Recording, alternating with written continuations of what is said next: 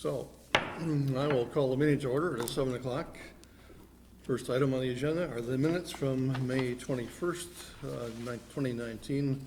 Is there a motion to approve? I'd move to approve the minutes of May 21, 2019 with any amendments or changes thereto.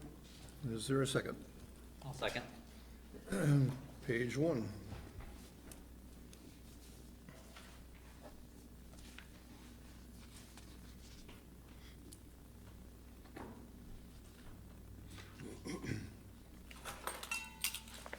Page 2, I know that Jeff has an amendment on item number 7 in the large paragraph, the very beginning of the large paragraph, I believe.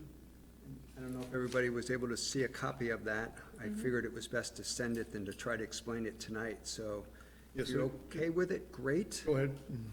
And go ahead and, And explain, just, it's not really all that complicated, so go ahead. yes, it just, I think when the recorder is trying to, record and condense stuff, sometimes it's difficult to do, and this is a case where good try, but maybe missed a little bit. And the emphasis is really on not a concern about the host town agreement per se, but a concern that a change in the name could be the start of uses at the facility that are not consistent or included in the host town agreement.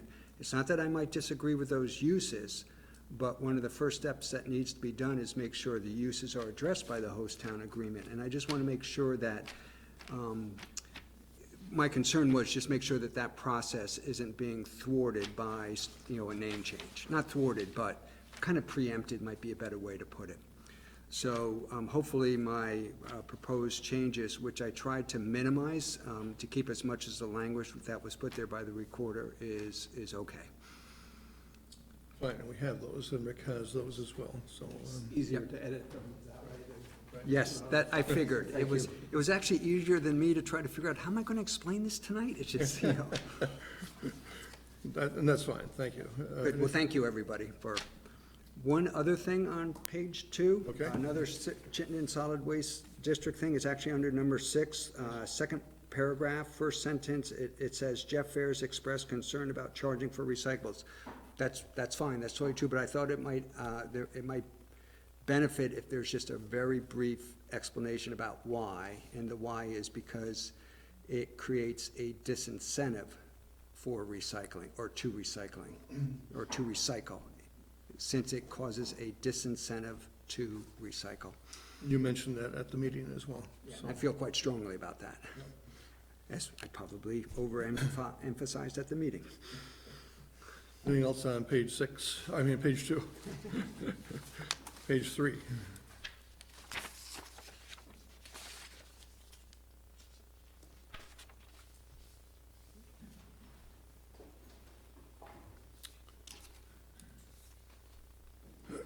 And page 4.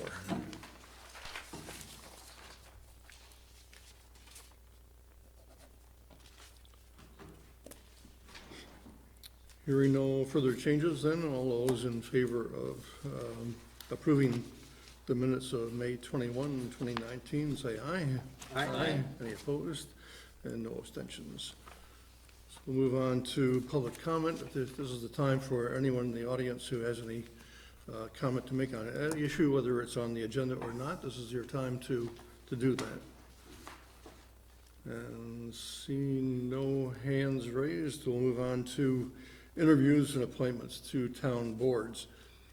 And how I'd like to handle this tonight, we have 2 candidates for the Conservation Commission, 2 for the Solid Waste District, and 1 each for the Cemetery Commission and the Historic and Architectural Advisory Committee. So I'd like to, if we have Reed Willis and Laura Meyer here tonight, can you come up to the table, and that would be good. And we do have your applications in front of us, but if you would just briefly identify yourself, give us a brief idea of your background for the position and why you'd like to be on the Conservation Commission. Okay, thanks. Leave it. Okay, thank you. Hi, I'm Laura Meyer, and I'm applying to be on the Conservation Committee. I have been living in Vermont since 1985. I got a master's degree at UVM in zoology, fell in love with Vermont, went to Colorado to get a doctorate, and my husband and I moved back to Vermont because we thought it was the most beautiful place in the world. We moved to Williston, and I had a job at Connecticut College I was commuting to as an assistant professor. Then I moved a little closer, and I was working as a professor at SUNY Plattsburgh. We started our family. I stopped teaching. I actually chaired a preschool board that we were accredited. I was responsible for the budget. The director and I hired teachers. We were always fully enrolled.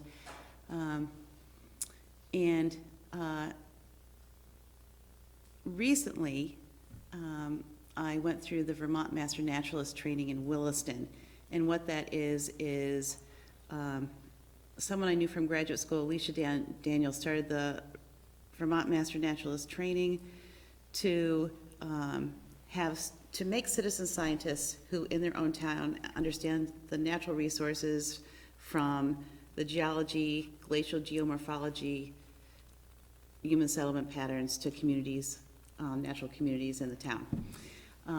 I invited Jess Robinson, the state archaeologist, to talk at the library, and I recently finished setting up a celebration of the Catamount Forest. It's a walk series starting in July with Ethan Tapper, the Chittenden County Forester, and it goes through November, ending with Samantha Ford, who's going to talk about the human settlement of the Catamount Family Center. And I think I tried to do that as fast as I could. That was it. Thank you. My name is Reed Willis. I've been a resident of Williston 3 years. I grew up in Massachusetts, had a career in public health and public welfare, mostly in the state of Pennsylvania, and moved here when I retired because I wanted to come back to New England, and I have 2 sisters who have been here for 30 or 40 years. So I'm happy to be back in New England, and I wanted a way to give back and get to know the community. I live near the Allen Brook, and because of that I started getting interested in water quality, so I've been participating in water quality sampling for 2 years, and then when the town did a survey about that, of neighborhoods that abut the Allen Brook, I started attending Conservation Committee meetings, so I've been going to their meetings for several months. And that's just kind of drawn me into it, so. Thank you. So, board, questions for our candidates? I'm delighted to see you up here. Laura, thank you very much.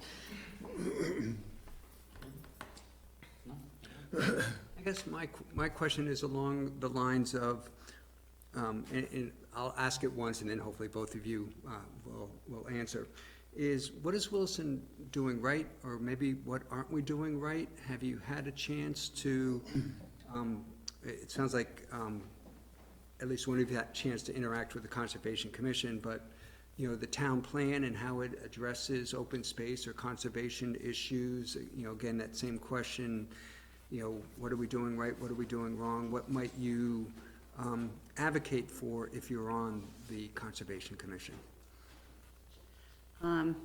I have read the town plan, and I'm actually very impressed by it, and I know that open space is listed as a high priority, and the town plan also talks about wildlife corridors and other natural resources that are important to the town.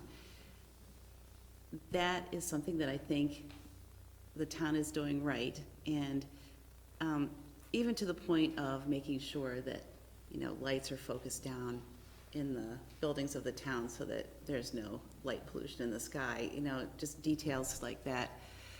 I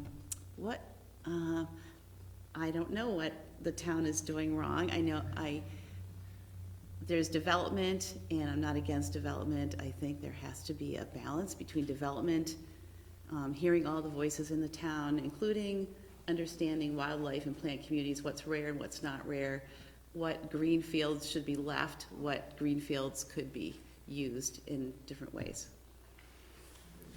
Yeah. I've been really impressed with sort of the citizen activism that I see around the Catamount Community Forest and Sustainable Williston. That just, to me, shows a lot of energy among citizens who are interested in conservation issues and climate change issues. And then living as close as I do to Taft's Corners, I'm concerned about sprawl from there. So that would be my slant on things, I guess you'd say, if I, in reviewing activity. Other than that, that's what I know. Further questions? Yeah, if you were to think about your focus points of like prioritizing like what you're gonna bring to the commission, what you'd like to focus on, like what would be your like top 3 things that you would pick or have a passion about that you would address first? If that was individually you had that power, what would you bring to that table? I actually have been thinking about this. One thing I actually am organizing is a youth naturalist training in the town. So it didn't happen this year because I organized it after all the camps came out. So I had some interest, but not enough. So I'm going to run it next year in Williston. And it's going to follow in the same vein as the Williston Master Naturalist series. So from the bedrock to birds type of idea. So one day for each subject in a different natural area in Williston. And the other thing I'm thinking about is educating the public, and I was thinking about how to do that, and I was thinking of asking Mary Ann at the Observer if she would be interested in like a nature corner, where not only could you say something interesting about wildlife in the town, but maybe what the town is doing, what's important as far as keeping our waterways clean. And the third thing would be seeing where it is appropriate to have open space and wildlife corridors. For me, I guess it would be water quality and open space and educating residents about what they can do to improve the quality of their own neighborhoods and areas where they live. Any further questions? While it's still fresh in our minds, if we choose to appoint someone tonight, this may be the time to have some short debate and a motion. We do have 2 spots, correct? You have one. And that's always the hard part, because we have 2 candidates who I would be happy to select. You want us to leave the room? What we do is we pull out a dartboard and we all throw darts. Left-handed, yeah, that's right. You're right, they're left-handed, that's why there's so many holes in the wall.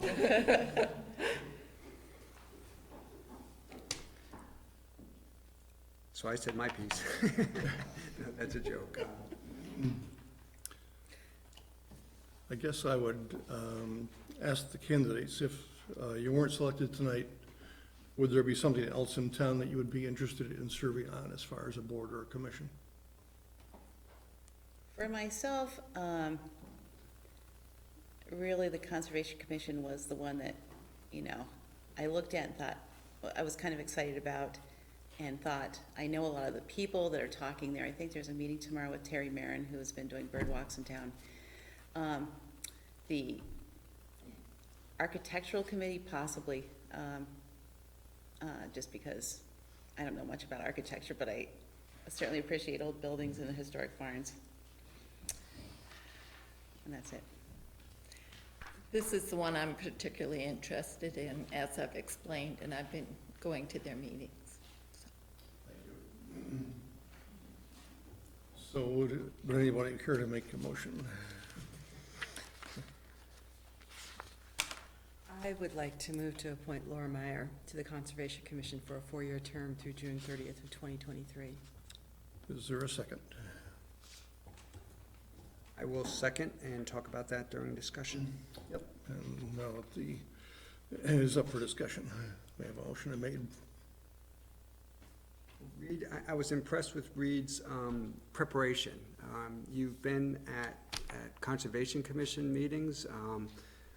It sounds like they kind of won you over, and that's probably why I'd be happy to appoint you, because you showed the interest, sort of the dedication, the willingness to maybe pick up where you don't have maybe as the experience, whatever, yet. Experience isn't the right word, but, there's some Conservation Commission members who've been on there for like 20 years, which is incredible dedication. They're just a wealth of knowledge. Of course, nobody can be close to that. But what I'm being swayed with Laura is your education and your background. It's very strong, and one that, I don't know how else to put it, so I'll just be blunt. I can see it really benefiting the Conservation Commission. That was pretty much where I was coming from. There was no question that I am so impressed that you have been going to all these meetings. There is, but again, it's your educational background that I think is just going to bring so much to the plate. Reed, the thing I would hope is that you're not discouraged.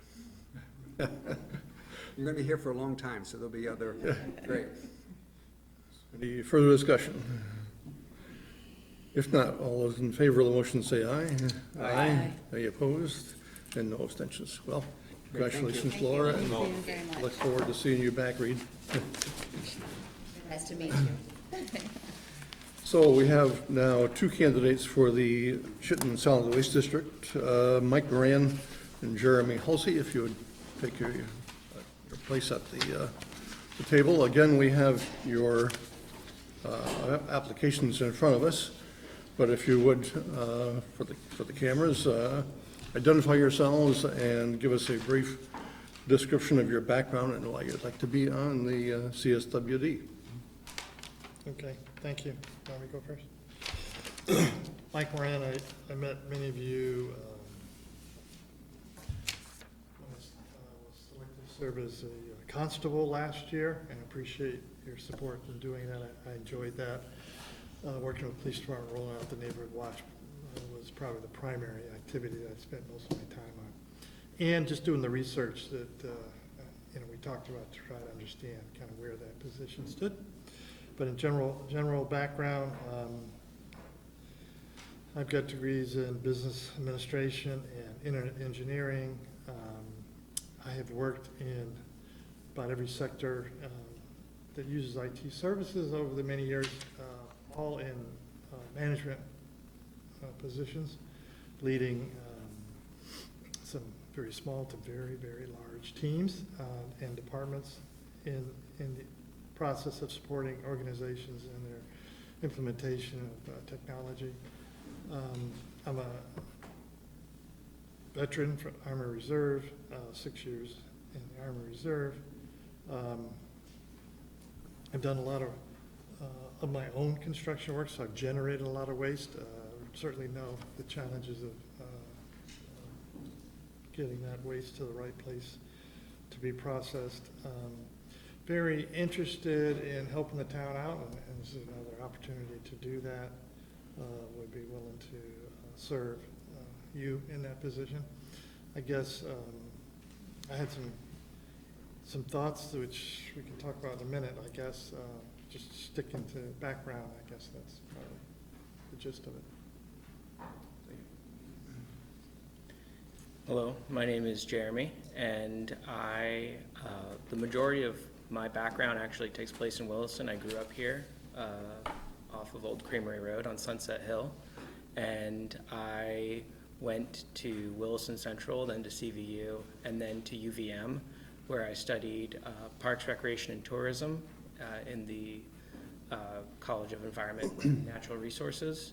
So I have a background in looking at problems from a sustainability lens, as well as like a will it work kind of lens as well. And then after college, I started working for Ben & Jerry's, which was my college job scooping ice cream, but I was offered a full-time role in the scoop shop as an assistant manager. And I have since become the manager of the flagship store downtown on Church Street. And one of the projects there that inspired me to apply for this role was implementing a composting program behind line. Behind line is like where we scoop the ice cream, the employees, that's where we work. And it was as simple as it sounded in my mind. There were a lot of like process challenges and understanding the cost of composting compared to trash and recycling. And it made us look at our whole waste stream system and also look down like 5-10 years down the line, like where do we want our packaging and our products to come from and then to ultimately go to as waste. So yeah, when I heard from Kaylin, who works on the Sustainable Williston team, she recommended that I apply for this. And yeah. Thank you. Questions from the board? Well, I'll start, and I'll throw out the questions first and then let you both reply. I think first it's important to say, I think the Solid Waste District, in terms of their programs, does a really good job. We are very fortunate to have the district. I do have some concerns about the way, at least historically, that may be changing. Williston has been treated as a member town, particularly in terms of facilities being sited in Williston. Those are my concerns, not necessarily always shared by the select board. I guess the point I'm making is, and I'll ask you to address, is your role as a representative in terms of ideas that you think are important versus your role as a representative in terms of representing the select board in front of that board, and that communication maybe that has to happen between us and you to make sure that while we're looking for your expertise and your input, there's also maybe some messaging that has to come from the select board to their board also. So I guess start with that. The other one is, if you've had a chance to look at their budget, what your thoughts are on their budget. They're proposing, or I shouldn't say they're proposing anymore, I think it's been probably adopted now, a shift in philosophy in terms of how to pay for disposal versus diversion, whether it be through composting, recycling, and then in addition to reuse. Well, you can't pay for reuse. Diversion through composting or recycling. And I have just some fundamental difficulties with the approach they're moving, because I believe, as I said in the minutes, it creates a disincentive. So I'm just curious if you have any thoughts about that. Yeah, I do, and some of it was, you touched on some of the questions I had when I talked to Rick and Eric about this, and it's an interesting relationship you have with the Solid Waste District, and as members of a board, it's very clear you have to balance the business of the Solid Waste District with the needs of the customers, the towns. And just over the last 10 years, and I think it's going to continue to move probably even quicker as we go into the future, handling waste is a challenging business. For example, years ago, we could recycle black plastic. Can't do it anymore. That's an example. The landscape keeps changing. So I think it's important, and at least my impression is, as a member of the board, is try to balance making sure that the town, and Williston in particular, and the Solid Waste District kind of putting their cards on the table in terms of these challenges, because ultimately we want that Solid Waste District to be financially healthy. We want to also address all these solid wastes in a way that doesn't cost the citizens of Williston more than it needs to. So it's a tricky balance. In your example of starting the charge for recyclables, I think the key there is to try to understand what's driving this. What are the options for addressing the underlying causes so that we're not in a room just pontificating on, I want this, I want that, right? Ultimately, I think you get the better decisions if you understand what is it's driving. Why are you thinking we need to now start charging? What's the underlying factor there? Are there any other options? What are other districts doing? That's kind of where I think the value for, I think this organization of the solid waste district with board members from the towns is a really great process, provides visibility. And the other question I had was, what does the board want? How do I make sure I understand what you're looking for? Because that's really a major role, at least I'm thinking that from what I read here and what I heard, is to understand what you want, and to try to be that voice in these discussions when you're not there. So that would be my thought. Once somebody's appointed, we can talk about that. And then for me personally, I guess the position that I would take is to say that I don't consider myself an expert with how the solid waste district operates, and how the budget would be used, but or created. But what I do bring to the table is experience in understanding the objective, the mission, the values, and then to work with parties that have different ideas and viewpoints, and then to find common ground. It's something that I do all the time in the scoop shop, balancing what the corporate Ben & Jerry's wants us to do, and then what makes sense for us in the business, and trying to make it all work and make everybody happy. From the lens of the types of decisions that I like to make, I like to focus around incentives and making sure that the levers that we pull are actually going to incentivize people to go towards the goals that we've set, rather than detract from that. And really, with the changes that have been happening in the solid waste landscape, with the increase in cost of recycling and the difficulty around that, as well as awareness around what materials are recyclable and not recyclable, with the changes of how things are packaged in grocery stores, and communicating that to residents it must be like a huge challenge. So I think that there are a lot of issues, and then there's a lot of communication that needs to happen. And then just a lot of like understanding of different perspectives, and having the ability to balance it, like you said. Yeah. Thank you. Any further questions? No, I think I'm pretty good. Have you had a chance, either one of you, to review the budget, their budget? No? I haven't. I did have Okay.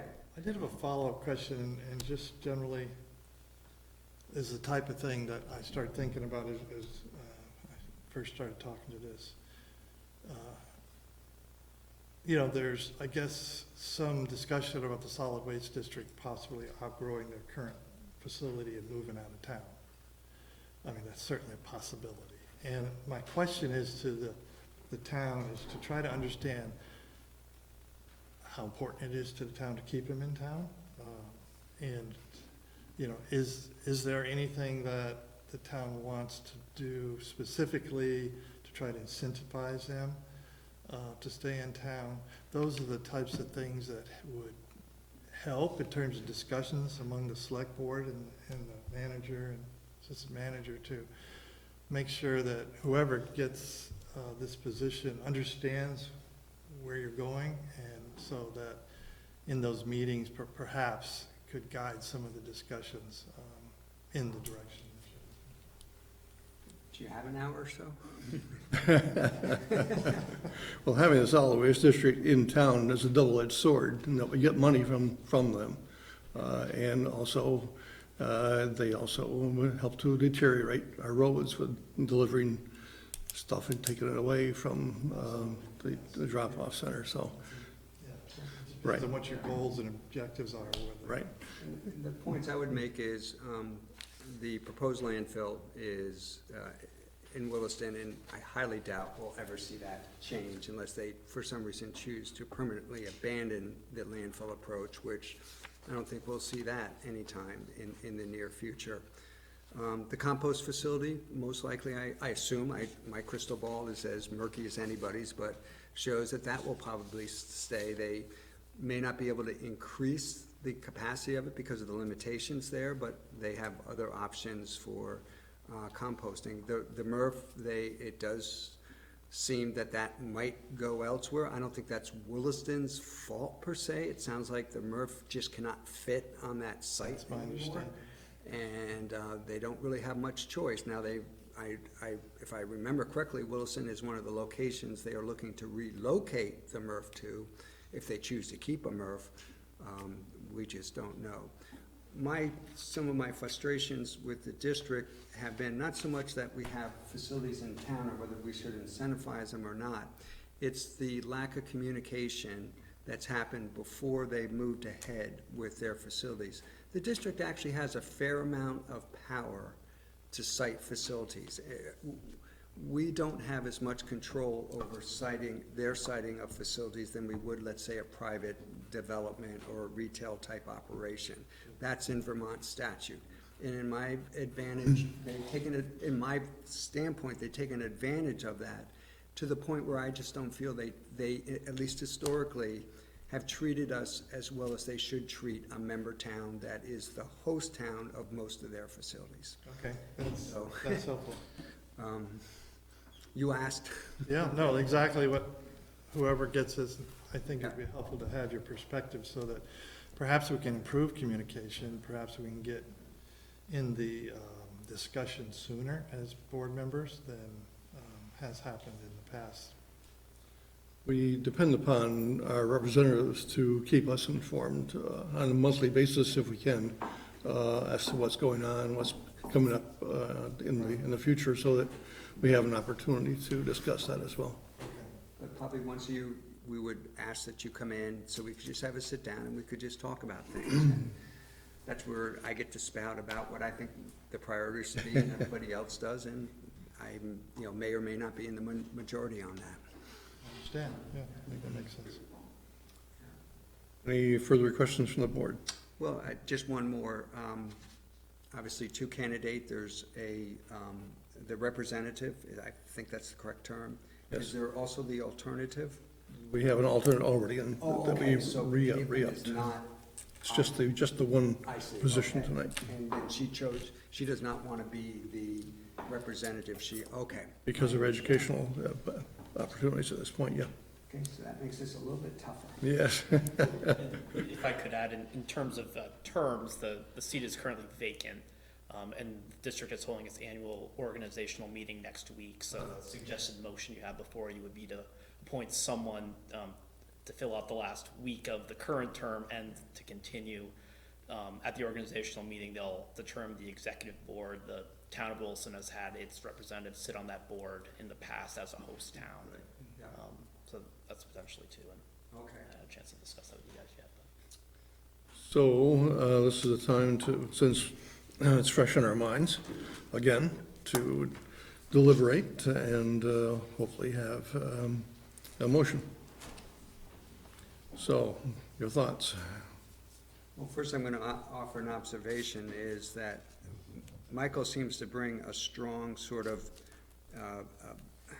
it may not be the best words, but kind of more of the business, running a business type approach. And Jeremy seems to bring more of a philosophy, I think you used the word sustainability lens. And so part of our decision tonight, I think, should hinge on, what is the more appropriate, not more appropriate. If we want somebody to represent us, what is that sort of strength that we want to have there? Does that make sense? And again, I would, similar to the last position, I'd be happy to appoint either one of you. That's not the question. We just don't have that option to point both of you. True. I think you both did a nice job presenting, you know, where you're coming from, your experience, what you value, not only personally, but for the town, since we are a host town, and I respect that. This is a tough choice for me, for sure, because I see a strength on both sides of the table, and I also see some mutual respect between the two of you on work that you've done already, so I appreciate that, so that'll be on my mind for a minute. Thank you. Other thoughts?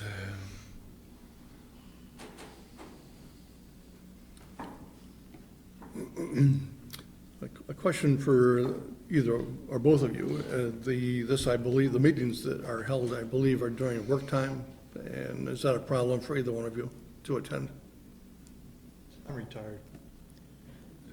I work nights and weekends, so if I need a specific time off, as long as it's consistent, I can request it off. Third Wednesday of the month, 6 o'clock here. Yeah, 6 I can o'clock. make anything work. That would be Thank you. fine. Scott, you said that like you've been there. He does. So I'm looking for a motion for at least one of the candidates.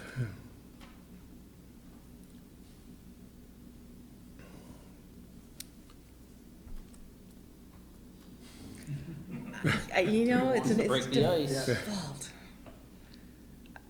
I think I have to echo some of your comments in that you both bring a ton to the table. And I like the business attitude that you're bringing, but I don't want you to be so worried about what we think. Because I'm more interested in what really is for the best. It's not about trying to please us.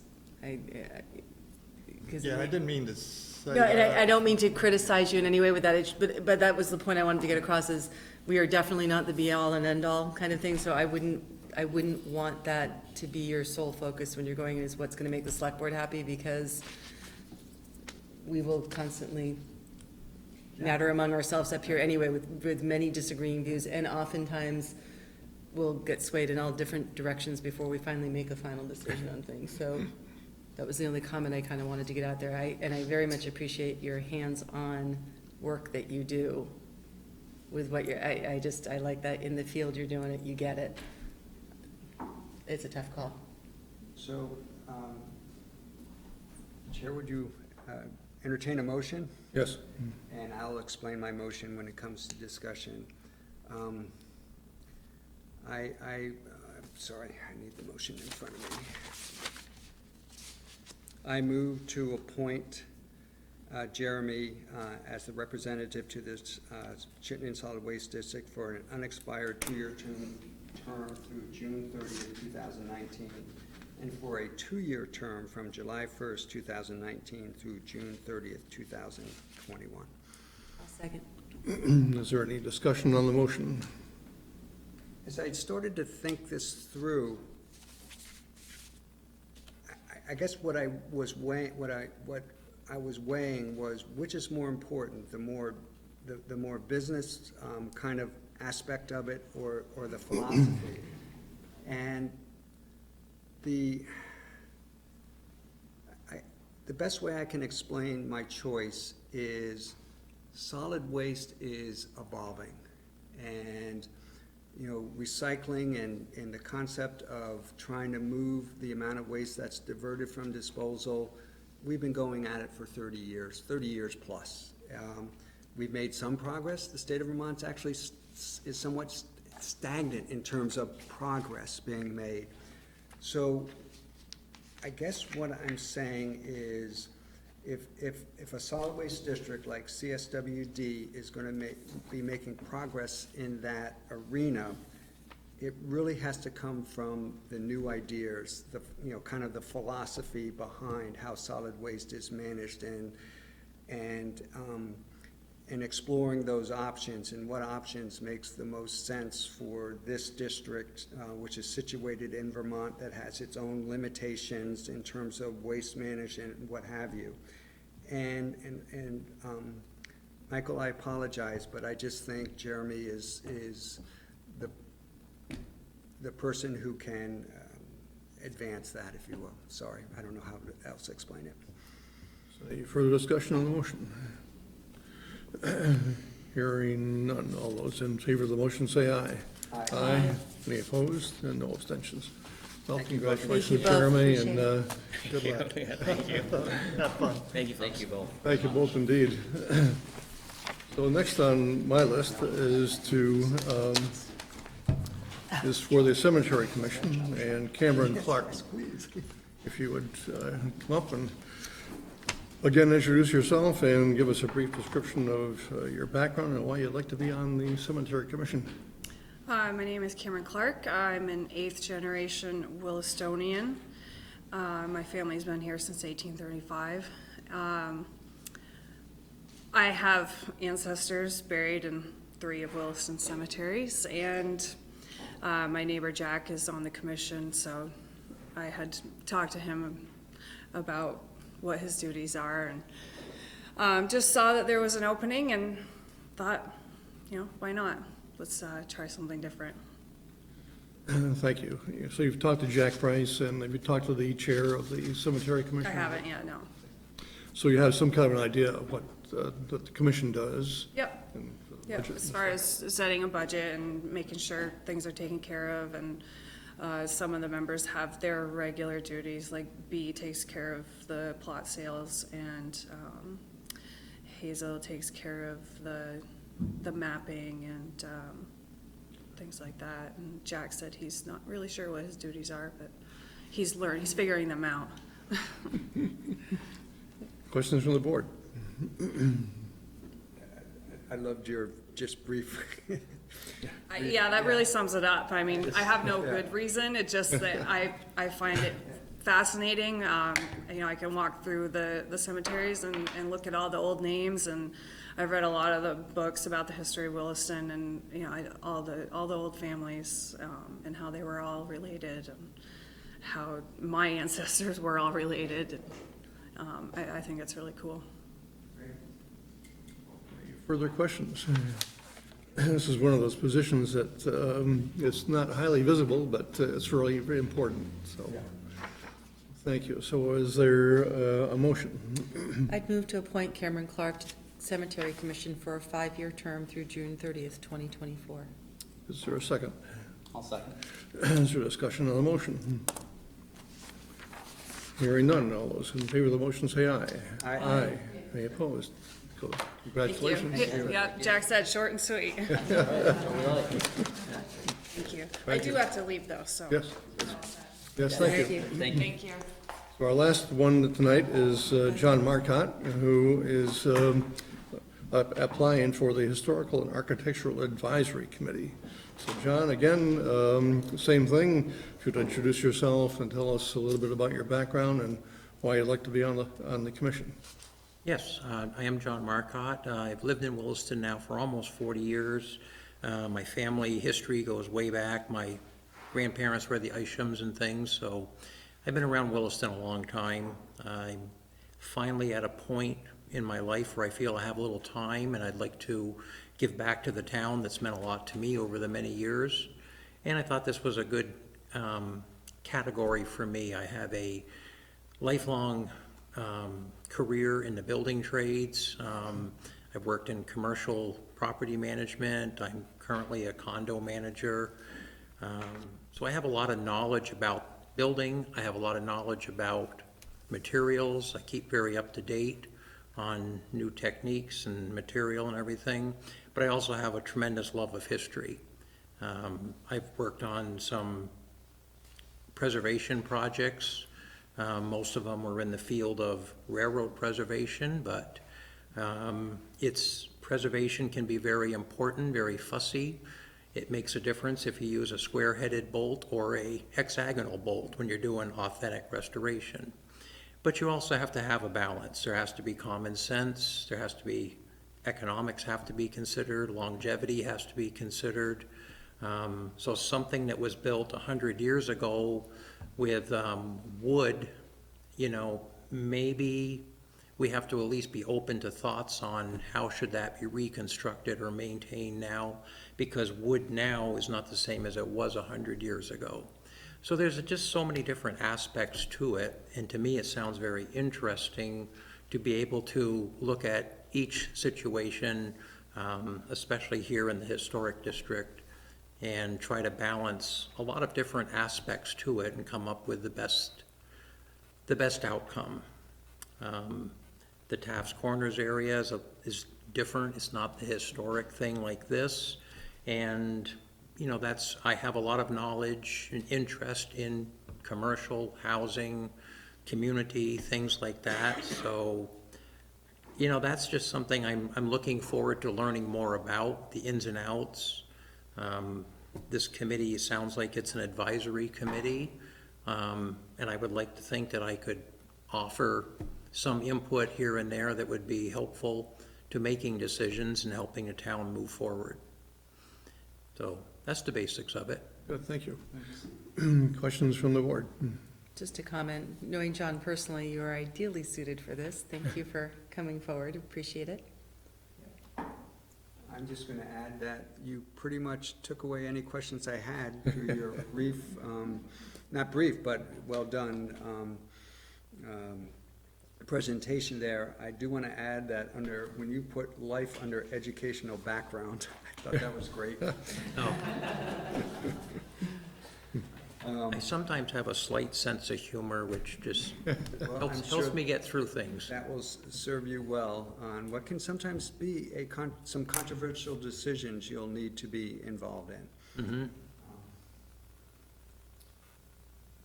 A number of months ago, we saw some interest in the Town Planning Commission, I think, on trying to revitalize the historic section of Williston with restaurants or something, or other things that might get people to come to Williston. So this may be something that you may think about, and it probably will come back from the Planning Commission to the Advisory Committee as well.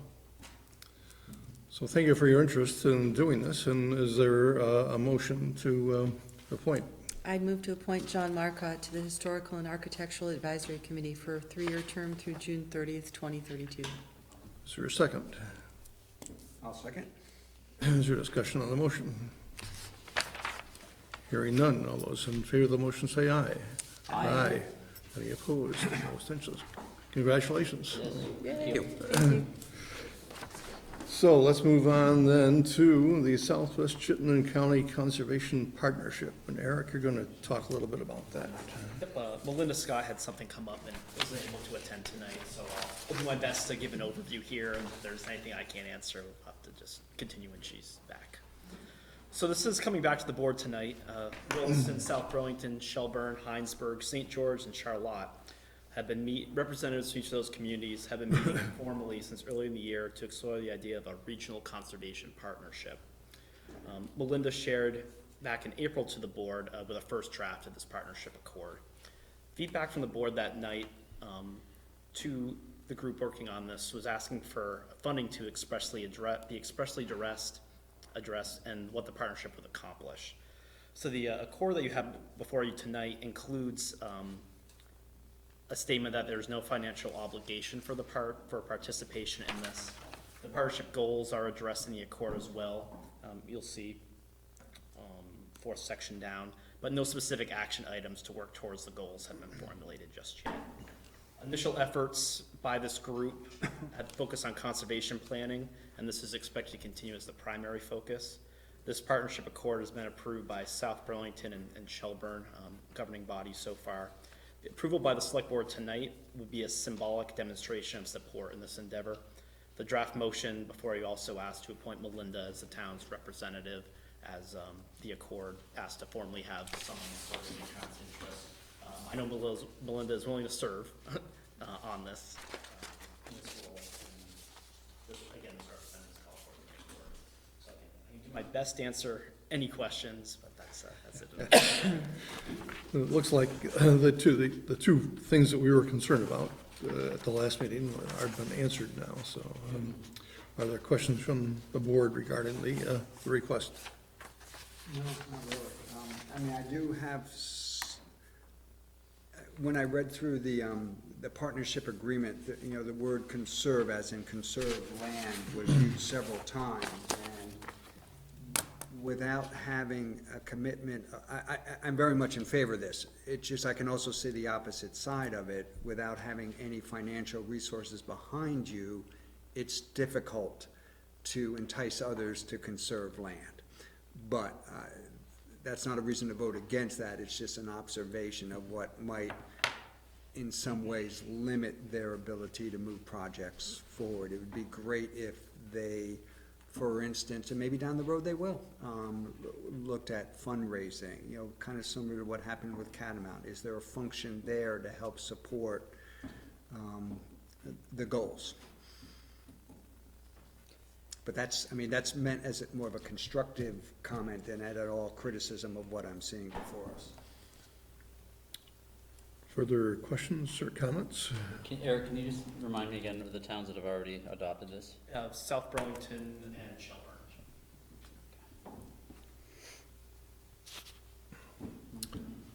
Shelburne. Any further comments?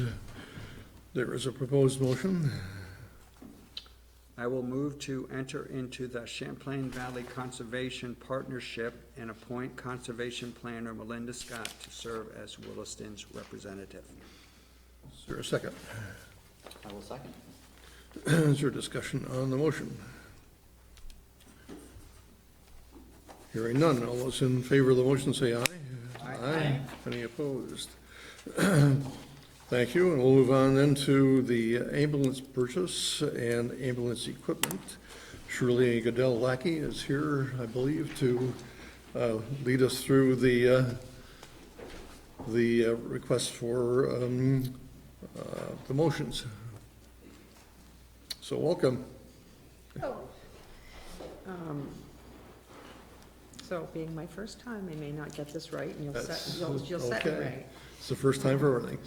What? First time for everything.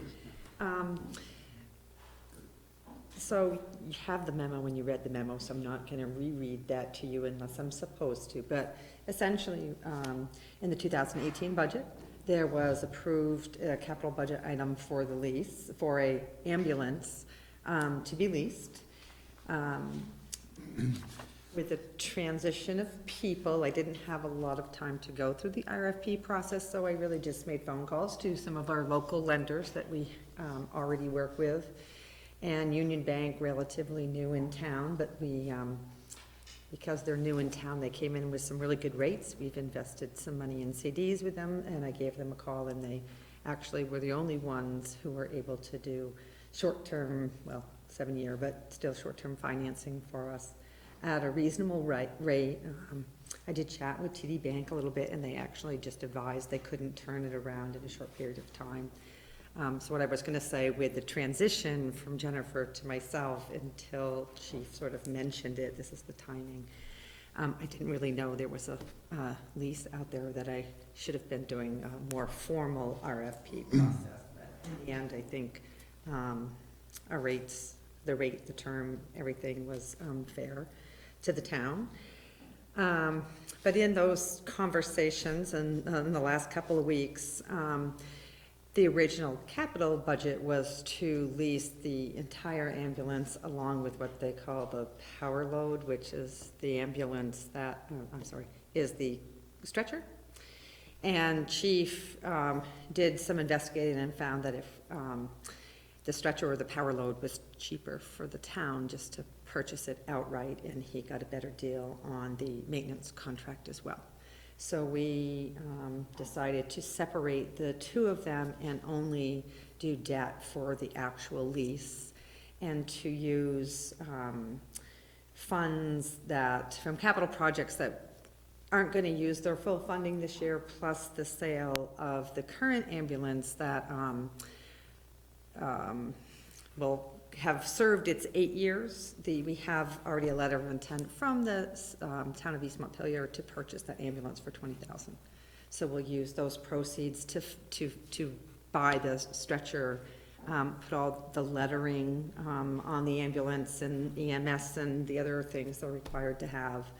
UHF radios, they'll have those installed. So that is that is our plan. And the leases are, I mean, the ambulance, I forgot to call and ask Ken today. I believe the ambulance is already here, I think. Good. I think you've covered both of the items, so let's take the ambulance purchase motion first, if there is a motion to be made. I'd move to approve the capital equipment borrowing resolution, capital equipment note, and tax certificate with Union Bank for the lease purchase of an ambulance. Is there a second? I'll second. So is I there, have some questions if you don't mind. this is the time for discussion and questions. One of my first thoughts was, oh, should we be bonding for this? But the trouble with that would be is we don't have a vote. So that, I assume, Right. would mean we couldn't do that until we had a vote, which would be unfeasible. When we first purchased our very, very first ambulance, we used the lease purchase. Part of that reasoning behind that decision was the town wanted some flexibility so that if the program didn't succeed, it was a way of getting out of it. Okay, yes. Because we weren't buying the equipment. All right. Excuse me. The other piece was that there's a point where you don't really want to borrow for an extended time period, but you can't pay cash for it. And this was kind of fell in between, so it kind of made sense to have a shorter term. I mean, obviously the piece of equipment isn't going to last 20 years like a fire engine would last.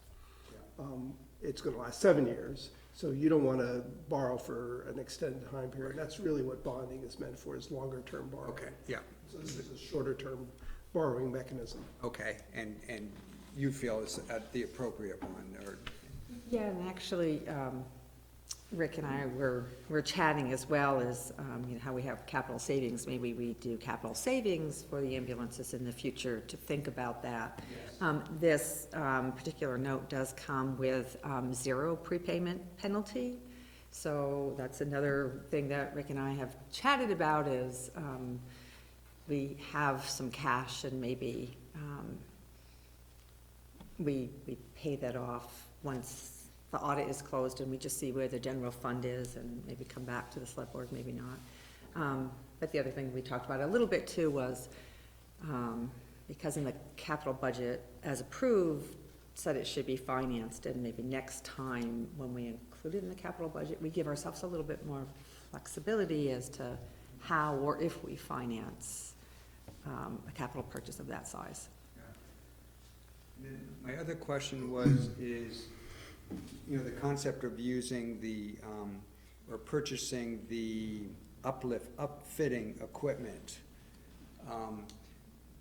And I just want to make sure that was consistent with the capital budget that was approved in 2018. That if I didn't look at it, but if I remember how we do these, we'd sit there and say, we believe this will be what the purchase price is, and these are the sources that we'll use to pay for it. And one of them would have been the sale of the existing, or the ambulance that it's replacing. And I just want to make sure that this is consistent with what was in the capital budget when it was adopted. It is, but that, you're kind of getting into the next agenda, I know. Yeah. Well, I am, but I assume when we thought of it as a capital budget item, we envisioned it was a whole ambulance. Not that it quite come out right, an ambulance plus the upfitting equipment. We're choosing to break it into 2 because it makes economic sense. But because it was considered one in the budget when it was approved, that's maybe why I'm thinking it's. Right, and I think Shirley mentioned that in the future, we're most likely going to break those out, even if we plan to put it all into one package. Okay. To give us more Yep, flexibility. yep, okay. This capital budget actually didn't break it down. Right. It just said ambulance, so, and honestly, the lease, the amount that was approved wouldn't have been enough, because it was 245 and it would have come in above 245 for the ambulance and the power load, both from the manufacturer. So that was another little bump we ran into. Okay, all right. So is there further discussion on the motion? Hearing none. All those in favor of the motion say aye. Aye. Any opposed? Then we'll move on to the ambulance equipment, which has been explained as well. And there's a motion proposed for that as well. I'd move to approve a $28,054.56 expenditure for ambulance uplifting equipment to be paid for using revenue received from the ambulance trade-in and the unexpected monies, monies in the capital fund. Is there a second? Is there a discussion on the motion? No, not really. Is the ambulance being traded in or is it being sold? Being sold. Sold. Okay. We found that we got a better price selling it outright rather than trading it in. Should that word be changed in the motion or is that close enough?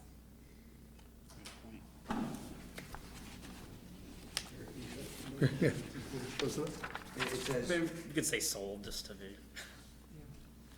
be sure. Someone looks back at this in 20 years. I'm a worst-case scenario type guy where I just envision for some reason, this is gonna trip us up down the road. Trade-in is something different, right? Right, they're gonna say, wait a second, the motion was to trade it in and you actually sold it, thus you violated some statute or audit rule somewhere, and we'd thus get a negative audit finding when we thought we were doing the right thing. So if the maker of the motion would change the words, that would be helpful. Okay, I'd move to adopt a $28,054.56 expenditure for an ambulance upfitting equipment to be paid for using revenue received from an ambulance sale and the unexpended monies in the capital fund. Is the seconder in agreement with that? I will sleep so much more soundly tonight. Is there further discussion on the motion? If not, all those in favor of the motion say aye. Aye. Any opposed?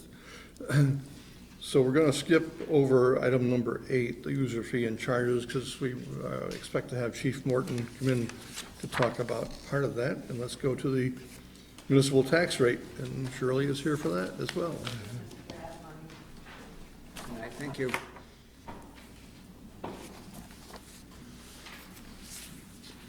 just going to grab my own copy of the memo.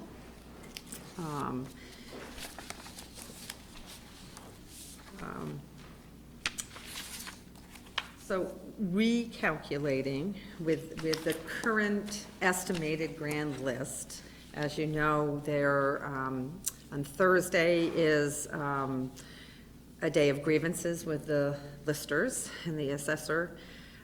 So it's not final yet, and you know, if anyone wants to appeal beyond that, it goes to the Board of Civil Authority. But our, you know, current estimate now is $20,236,040 compared to $19,967,900 when the original FY20 budget was put together and approved. So this will be a slight decrease in the rate from the original budget of .2701 to .2695. So I'm actually looking at the calculation page now. So suggesting a rate of 2.689 for municipal taxes and then a .0006 for the tax stabilization piece, which that right now is an estimate as well from Bill Hinman. So that numbers might change a little bit because they need to just, with the Williston's current use policy, they had removed the current use from the grand list calculations, and they're in the process of putting it back. But Bill went through and did a quick calculation for me, and I think tax stabilization will be like $13,100. So for a new rate of 2,695, and slightly, very slightly changing the amount that will be raised based on the estimate of $5,438,000 to $5,440,709. So are there any questions for Shirley? It's always nice to have the rate go down a little bit. it's always nice when it goes down. I guess my question is, and I'm not at all disagreeing with this, but I still feel it's important. We could lower the tax rate further if we were to use more of the fund balance. I'm not arguing for that, but I just want to hear your feelings about whether that makes sense or not. I'll answer your question this way, Jeff. Having the 6/30/18 financial statements in hand and not even close to that process or knowing what that general fund looks like at 6/30/19, I think based on the financial report, we're probably gonna grow that fund balance. So that certainly is a possibility to look at using some of the general fund. Or I think where I was referring to before, using the general fund, do we use it to pay down that ambulance debt and get rid of it and save the town interest? So, I mean, I think there could be bring back to the select board some options to bring down the general fund. I would suggest the time we have to do that is during the budget time. Because that's, otherwise you're changing, basically what the town people have approved.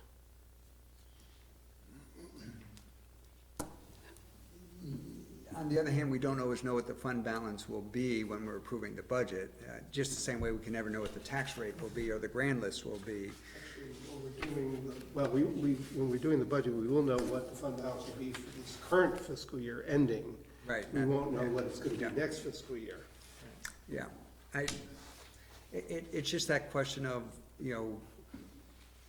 balancing the town's financial stability or health or whatever the right word is versus lowering the tax rate versus part of that financial stability and health is giving us options down the road to deal with things like the ambulance cost. And do we, we're kind of in a sense, where do we put our eggs? And I just feel it's important to ask because, we're here to represent the taxpayers. Managing that fiduciary And we're also responsibility, here I'm because with we you. have to appropriately manage town resources, financial and others, yep. Any further questions for Shirley? A motion then would be in order. I move to set the municipal tax rate at .2695 for fiscal year 2020. Is there a second? I'll second. Is there discussion on the motion? Hearing none, all those in favor of the motion say aye. Aye. Aye. Any opposed? Thank you very much. And Something for you to sign? you to sign this, Just move those okay? along as fast as I can. So, then we're moving on to item number 10, the state right-of-way acquisition warranty deed. And Eric, you're going to talk about that, I hear. 10 or 11? 10 is the 10, annual. first 10. There's two things that we'll be dealing with as far as the state acquisitions. Okay. One is by quitclaim and one is by an easement. Oh, okay. Oh, the manager I don't know. report doesn't track with the agenda. I see. Oh, okay. The manager, which is the one I always look at as we're going through this, has number 10 as the annual employee wage adjustment. No. Ah, Well, we made some last minute changes, so they didn't get transferred from one document to the other. That's what happened. I just wanted to explain why I wasn't able to Pretty follow sharp there. along. Thank you. So, we've gotten word from V-Trans, they're preparing to begin the Route 2 Industrial Avenue Intersection Improvement Project in 2020. So part of that is they're working on right-of-way acquisition. The scope of this project includes road reconstruction and widening, drainage and traffic signal equipment, among other things. So we've been contacted by the right-of-way division at V-Trans, looking for the town to convey one permanent easement and two temporary rights in a portion of the project area deemed necessary. The permanent easement is just over 2,200 square feet, right-of-way held by the town in the intersection area, and the temporary rights are for constructing the intersection approach from Industrial Ave and Avenue A. So the state, what they do is they value these easements, and each one, using their calculations, their formula came up to $250. So by granting the state these property rights, the town will get $750. But the larger purpose behind this is the intersection improvement and having the access rights there. So the select board has the authority to convey property related to the construction of highways. Staff is in support of this conveyance, versus in support of this. So there's a mechanism in your packet from V-Trans. It's a warranty deed to grant these property rights. And what we would look for is a motion to approve this. And this is the intersection where we have the problem with the water main to move. Yeah, the water main is within the state's right of way. And it will be likely affected by the construction of, the reconstruction of that intersection. So, for a long, long time, we've planned on moving it. And we've budgeted money in the water department fund. We've also put a little bit of money of general fund revenue in it because we thought there was a general benefit to the town. And the state will be contributing a portion of the cost as well. Say that last piece again, the state will help with the They'll be cost of paying for a replacement? portion of it. I don't know exactly how it's Okay. calculated. And that, early on, we had understood they were not. Right. But it seems there is some sort of Okay. contribution. Okay, and that's good news. And can you just explain how I'm sorry, we're getting a little bit off subject, but how the construction, the replacement of the water line would work? Will that be part of V-Trans contract? The contract they issue when they redo the intersection, or we have to do that, for instance, beforehand? Or would you know? I don't know. Okay. We can certainly. It might be, it might be worth, yeah, just so that, because it's coming up soon. We've been maybe. hearing this for about 20 years. Yeah. Next year. As soon as I said that, I did catch myself being like, yeah, remember the park and ride that? Well, one of my first meetings as manager here was with the state and they came and discussed this project. It's gonna happen next year or two, and we better get ready, and it's gonna involve moving the town water line. I said, oh, okay, well, and that's how many years later is. Yep. And then the other question I have, is it at all an option that the state buys the land, or? It looks like they just want to hold the easement rights to it, Okay. according to their letter here on their. Yep, so they're making the decision, they want the easement, not the land. Yeah.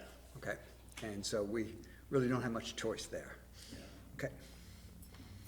Further questions or comments? We have a proposed motion. I'll move to execute a warranty deed with the state of Vermont for a permanent easement and temporary rights described therein for the Route 2 Industrial Avenue Improvement Project. Second. Is there any discussion on the motion? Hearing none, all those in favor of the motion say aye. Aye. Any opposed? I think we had 4 ayes on it. Yes, yeah, I was just late. Going on to number 11, that's the state right-of-way acquisition quitclaim deeds, and Eric, you're gonna talk a little bit about that as well. The same overall concept here for the scope of this project. We're looking to do a quitclaim deed for our utility easement rights and the portion of the project area. There's no compensation offered by the state for this conveyance. Public Works has no issues with this, and that is someone motion to execute this deed. Questions for Eric? I'm not a lawyer, or maybe the real estate folks can help explain this. What does this mean? Quitclaim versus a warranty? Yeah, A warranty makes promises, a quitclaim is you're giving what you have. You're not making any affirmations. so what are we transferring to the state? That's right. You're not making any promises about what it is you are conveying to them. So Oh, whatever interest we may have is what we're giving. Okay. We're not making any representations or promises. So if they happen to find something while they're doing their construction, it's their bailiwick, because we're saying, Well, it's just utility easement rights. So we had to gain the ability or the right to put in the water line underneath the state highway. right, So whatever rights we have, we're giving back. Yes. okay. We're not making any affirmations or representations to what those rights are. So there's no downside. Okay, well, what will happen after construction is complete? Who will own those rights? They'll own, Because they owned it before. I mean, it's their highway, so. You want to give them back. yeah, Otherwise, you have the responsibility. yeah, I'm just trying to figure out how this works with our main, under their road. It's getting moved though outside. Oh, it's getting moved outside of the right of way. Oh, okay, all right. Problems. That piece I didn't quite get, okay. Oh, Yeah, 'cause interesting. we don't want to have to go through this again. Yeah, no, it makes total sense. That's a critical piece right there. Further questions? The motion, again, is proposed. I'd move to execute a quitclaim deed with the state of Vermont for the utility easement rights described therein from the Route 2 Industrial Avenue Improvement Project. Is there a second? Second. Is there a discussion on the motion? No, sounds like it's a good thing. Thank you for the clarifications. Appreciate that. All those in favor of the motion say aye. Aye. Any opposed? We'll move on to item number 12, the annual employee wage adjustments, and that's Rick. For, I don't know how many years now, the town has used an index for both the fire union and the police union. And it's an index that is based on consumer price, and it runs from November 1st to, maybe it's November 30th to December 1st. I'm not quite sure, but it's in that range. And the reason we picked that particular time period is so we will know when we prepare the budget what it is. That number is 2.1% for the time period, and that is the number we included in the budget for this current, for the upcoming fiscal year. It varies. There was one year that it was zero, and that's what the received was a 0% increase. And then they just bumped it this year now to 2.1%. Questions for Rick?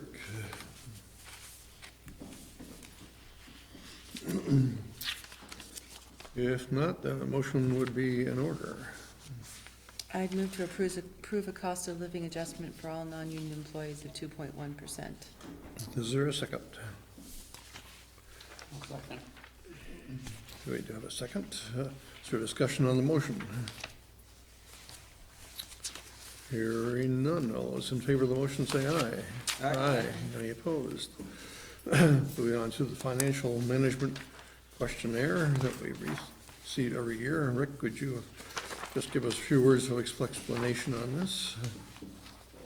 This is prepared by the town treasurer, which is Jeff Beckett. And I think there's questions that she's required to answer, and she prepares a survey, and the board does not have to approve it. We're just asking you to accept it. Right. If there's any specific questions, maybe Shirley could help, but if she or I can't answer it, then we'd have to go back to the treasurer.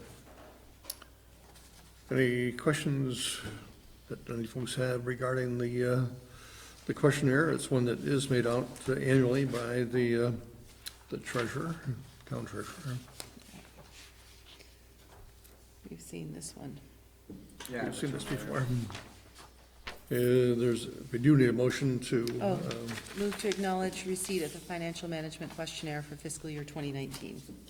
is there a second? I'll second. Is there discussion on the motion? All those in favor of the motion say aye. Aye. Any opposed? Okay, thanks. And I guess we'll do the manager's report before we get back to the other one that we've skipped.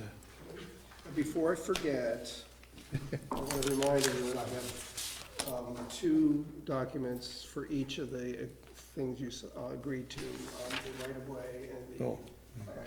easement. So please don't leave before you sign these. Okay. I'll have to chase after you. So I guess we'll start with the financial report, and since Shirley is here, I'll call on her to provide the details. So we are getting down towards the end of the fiscal year. And she's kind of already given you a little bit of a preview of how we might be ending up. Exactly.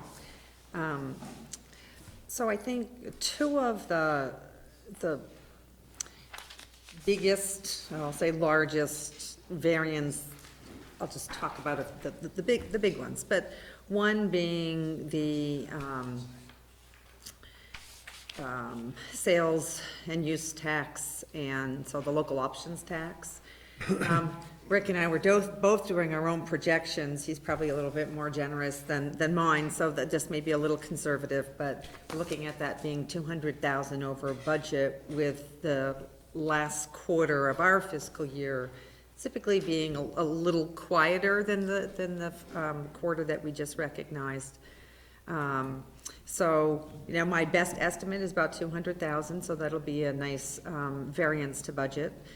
And then with all the activity in town, the planning and zoning revenue, their permit fees especially, are approximately 217,000 favorable, that's my projection, favorable to budget. And of course, that goes into the water and sewer budgets as well with their user charges. Also, let's see, above budget, let me tell you what their water and sewer hook-on and sewer allocation are currently 138,000 and 184,000 favorable to budget. So definitely seeing the impact of all the development in town. And Rick had asked me the question, so I'm just gonna share with you what he asked me, because we had been reporting that police and fire looked like they were gonna be favorable to budget this year, and they are still, if you look at 11 months of the year would be 92%. They are currently at 89 and 88% of their budget, but there's been quite a bit of overtime this year, first with the departments not being fully staffed, but if you think about it, every time somebody in those departments takes a day off, sick, is vacation, you're calling somebody else in who already has a full-time shift. So anytime you're filling in, it's always at time and a half or overtime. So they're probably going to end up being just about at budget, really, because of a lot of overtime this year. And Public Works, just looking at their expenditures, and this, I can't say it's inter-fund, but their revenue, or I should say that, their revenue is looking a little short, because when they do projects for the stormwater utility, we have to charge that back. And they just haven't done as much work. We were like 300,000 last year. This year, they're about 30% of the budget. So, and my last conversation with Bruce is that they just haven't had time, and there's been less projects. So, so revenue to Public Works, expense to the stormwater utility. And then the last thing, expenditure variance, Public Works is still estimated to be less than budget, but I looked back at 2017, so most of the retreatment, the repaving, we essentially get bills from the contractor or contractor typically in September. So I looked at September 17 versus September 18, which are the numbers I'm giving you here. September 17, we paid 442,000. September 18, we paid 240,000. So that's really going to be a savings, because, as I said, as I look through the activity, that is the 1 month where most of that cost comes in. So I don't expect that we're going to see a big expense there in June this year. So that will be a big favorable variance to budget. So those are the biggies, unless you have other questions. So as I said earlier, all in all, I think we are going to be favorable to budget, and that general fund balance is going to increase. Yeah, I'm thinking that we may end up spending more of the retreatment than you think. I think that he put off some work in the fall. That we may see come in June?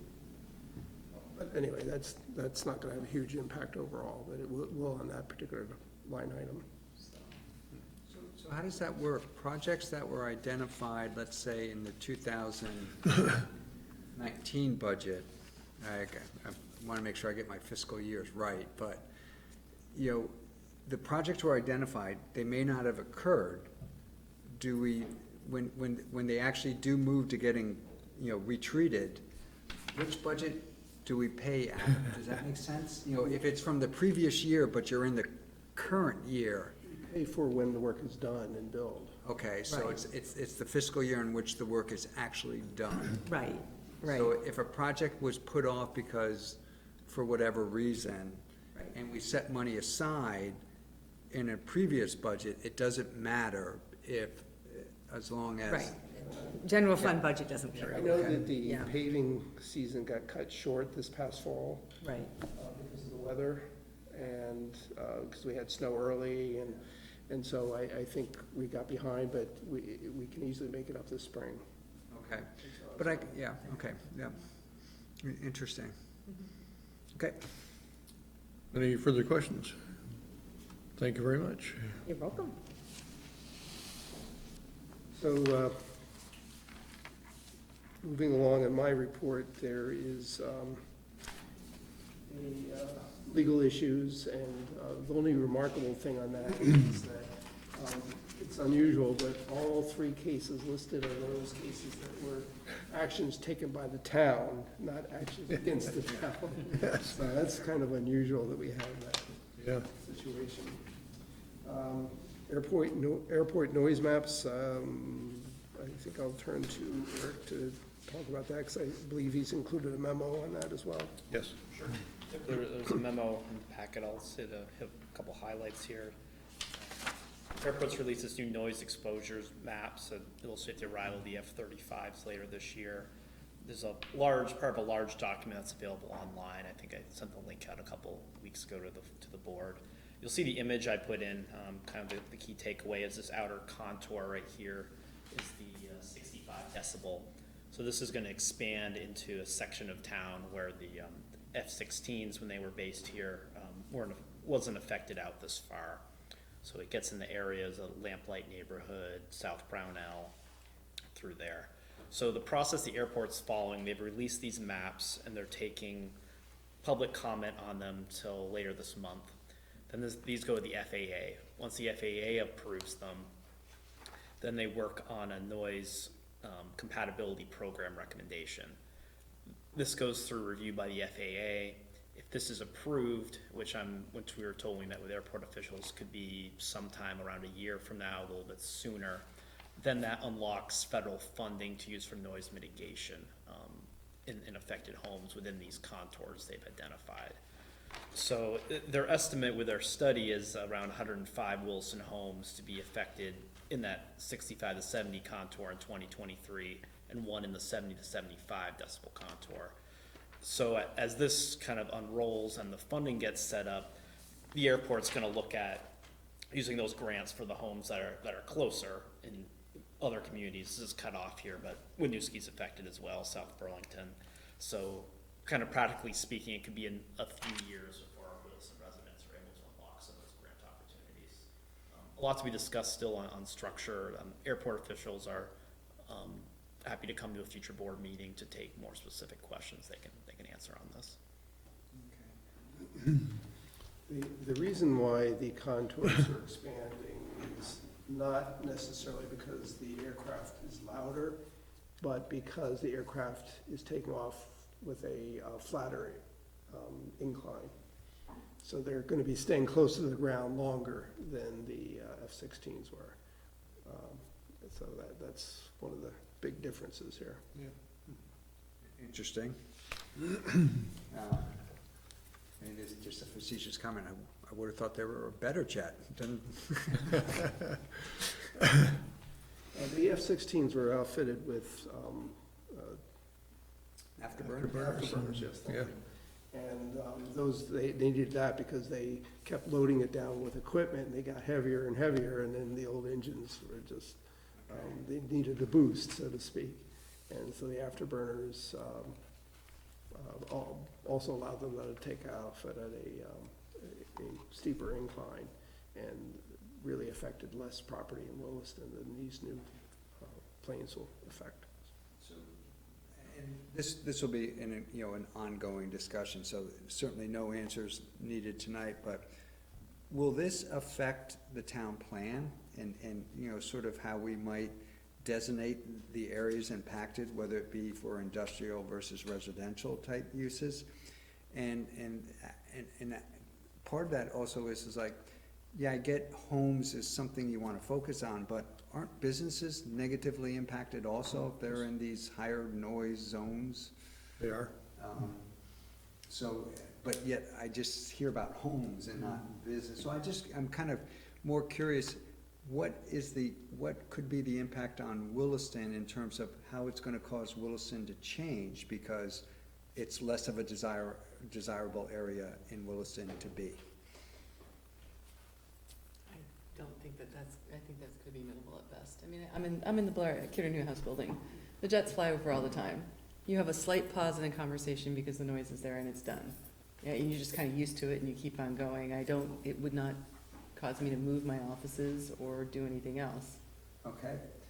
I just remember we lived over there, and there'd be times where we would have to, when you had like, they would always have three jets, or not always, they sometimes would have three jets taking off, one after the other. And there were times where you literally had to hang up the phone because you couldn't hear them, they couldn't hear you. So the best thing to do was just to hang up. And I'm not arguing against it or anything, I'm just trying to understand how this kind of works, if you will. We don't have all the answers, obviously. Yeah, I mean, you bought a home, you bought it under, I'm just thinking out loud a little bit right now. You bought it under, this is the current situation, but that situation changes. If you bought in that, I'm sorry, but I mean, it is going to change. If you're in a flight path, in a flight zone, you're there. What comes, I mean, that's not going to change at all, so the likelihood that you're going to have different craft coming through is quite high. I mean, I'm definitely on the other side of this review, like, I just think this has been so much ado about nothing. We need to have the industry here, and there's a reason for why they're here. I just don't think it's gonna have as deleterious effect as people are making it out to be. And I'm not arguing with you, but the devil's advocate, in a sense, I guess I am arguing, but I don't mean to argue with you, is Oh, it's fine. commercial aircraft tends to get quieter, military aircraft tends to get louder, is what I take away from this.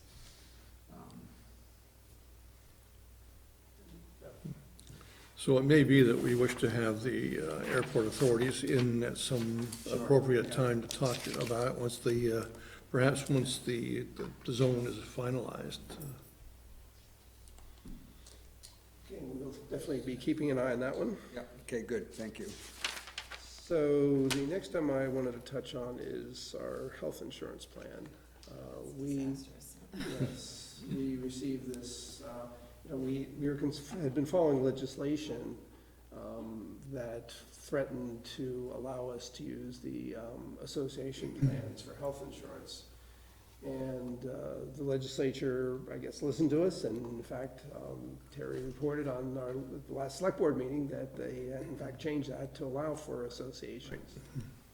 Well, apparently, there's something at the federal level that says that these licenses for these particular associations can't continue or aren't valid. I don't know, understand it. We are having a meeting with an agent that helped us through the last time we went through this process a little over a year ago. And hopefully we'll learn a little bit more about what our options are from that meeting. We're meeting Friday. Because this has the potential for causing a huge problem in a lot of different ways. First of all, the cost could go up dramatically. You may recall when we approved the current plan we're in, our costs actually went down a little bit. And the plan stayed the same pretty much for the employees. There was very, very minor differences. The plans that Blue Cross offers that are similar to ours, there's big differences. They're not as similar. The deductible is quite a bit higher for one, and the costs are quite a bit higher, even without the increase that's expected come January 1st. So we would be getting hit with like a double increase, or triple increase, really, with the increased deductible. So we are gonna be exploring what our options are, whether there's other groups out there.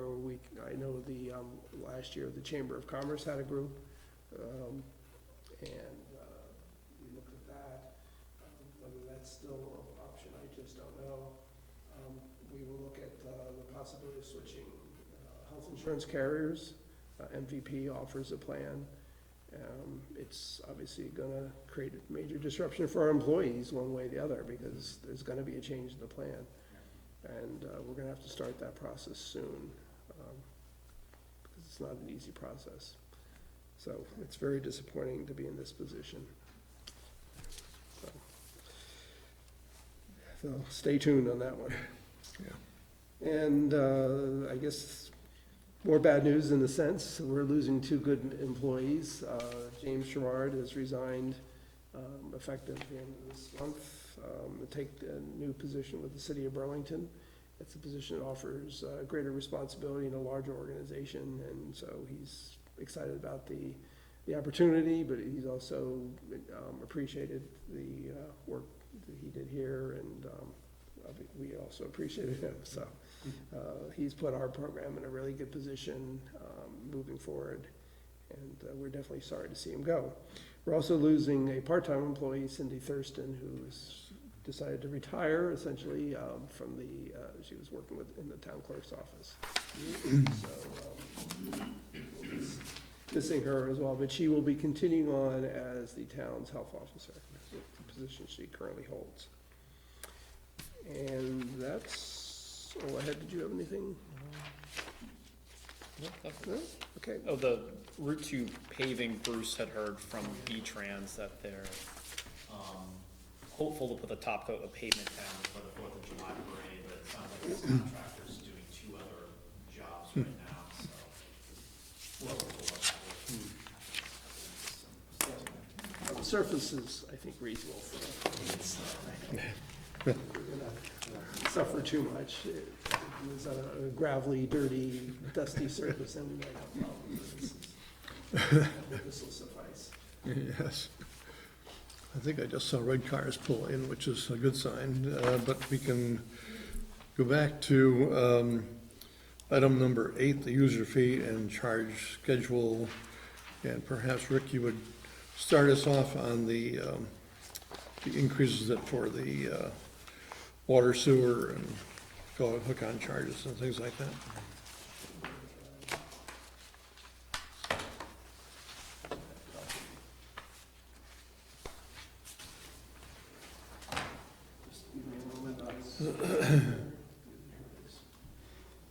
So for the charges for, well, first of all, pick on stormwater, because that's the easiest one. There is no change proposed. Yes. And the number that we're using is consistent with what was included in the budget for the next fiscal year.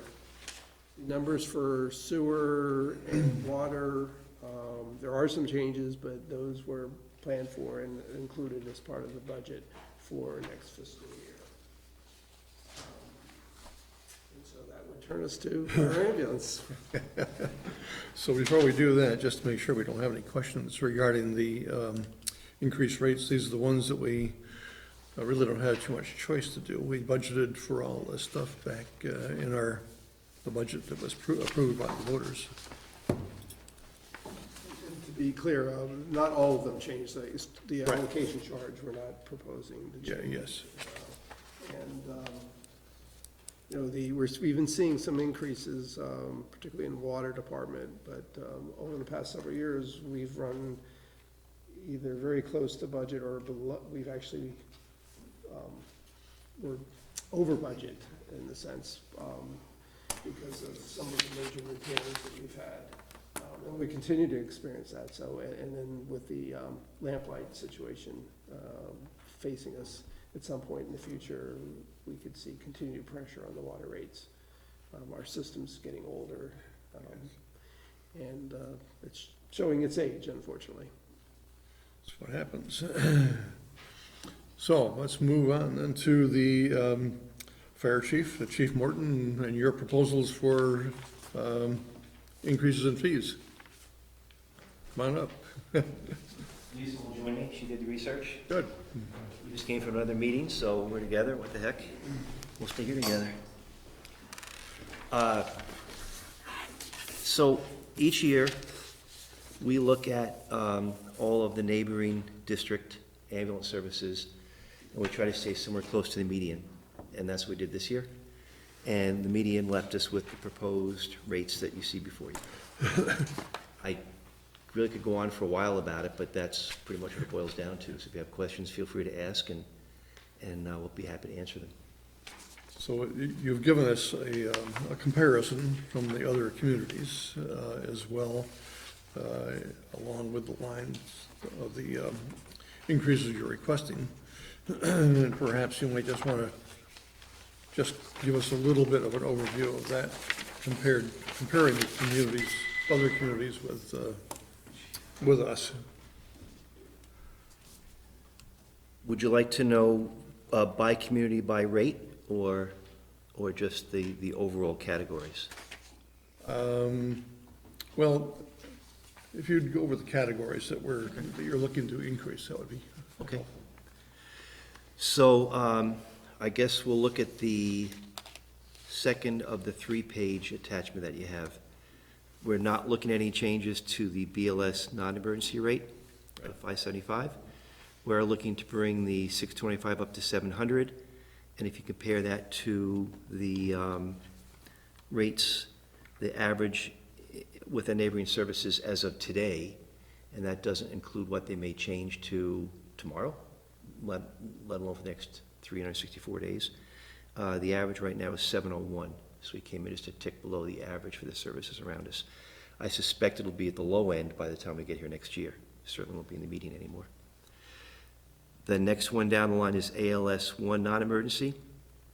That remained unchanged, and our ALS 1 emergency rate went up $50 to $900. And currently, that rate is $878, so we're a tick higher than the average, but again, that's the average today, not what the average will be a year from now. The ALS 2, the $1295 remained the same, also known as the paramedic rate, and that's consistent with what we have around us for the average. Mileage went up from $17 to $18 a mile, and that is smack on the average. AEMT intercept, I'll lump that with paramedic intercept. It costs us the same to send one of our paramedics for an intercept, whether they run as an AEMT or a paramedic. Therefore, we brought the rates up to be the same. And the $250 is the rate that's charged by every service in the district by agreement. So we'll all charge exactly the same. I think it's woefully low. If we take our paramedic out of town that would have caught an ambulance call at $1,295, we take that same paramedic, send them to far away for an intercept, and all we can charge is $250. I brought that up, we talked about it at the district paramedic level.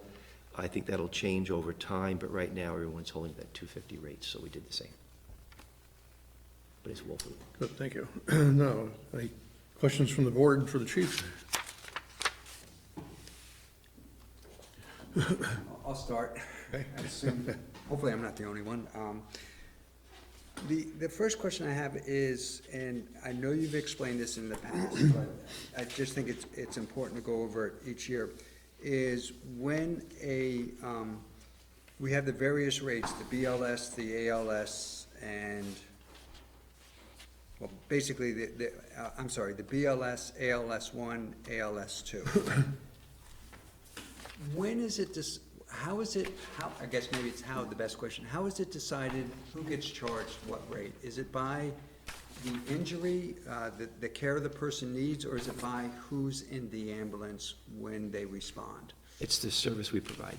Service you provide, so the person who has a relatively, maybe painful, they need transport, but minor, non-life-threatening, broken leg, that type of thing, would get the basic. The person who is having a heart attack would get the more advanced. Generally. Yeah, okay.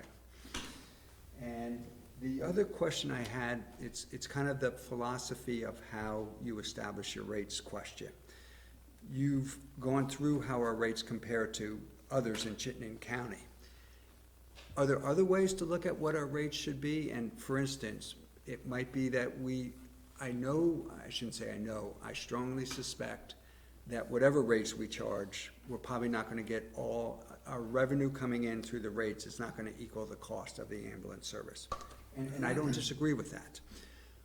But is there a goal, if you will, there? You know, should it be 50%, 75%, 80% of that? Did you see what I'm getting at? Yes, absolutely. Yep. When we first started our ambulance service, which, by the way, was 9 years ago next week, hard to believe, I remember the person who was the director of the EMS program at the state said, you should charge whatever rate it takes to be solvent, okay? And as you can see by the chart, which is ambulance billing rate comparison, there are some pretty significant spreads between the high and the low. And when we started the EMS transport business, if you will, when we bought the ambulances, we were already providing EMS services. So we already had dual-trained firefighter EMTs.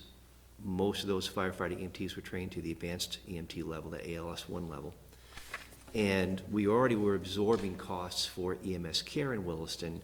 It's just that a different ambulance did the transport and charged the revenue.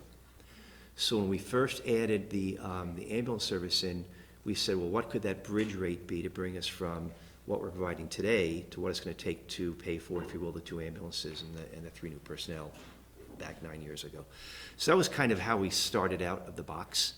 And we had to factor in not just what we charged, but the fact that you only receive a portion of what you charge back. Private insurance tends to pay more. Medicaid and Medicare have caps. Medicaid, the cap is it. Medicare, the cap might be supplemented by secondary insurance. So when we try to stay in the median, it's just to pretty much not be way off the mark. We'll never represent, we'll cover all of our EMS costs because we already had costs way back when, and we have increased costs now, but we couldn't pay for all of it without charging, you know, a couple grand per call, if you will. So we try to strike a balance. Okay. Yeah. Hope that answered the question. Yes, it's more, as you know, I always struggle with this. And just because ambulance is it's expensive to have the program, it's expensive when you're having to use the program, when you need the program.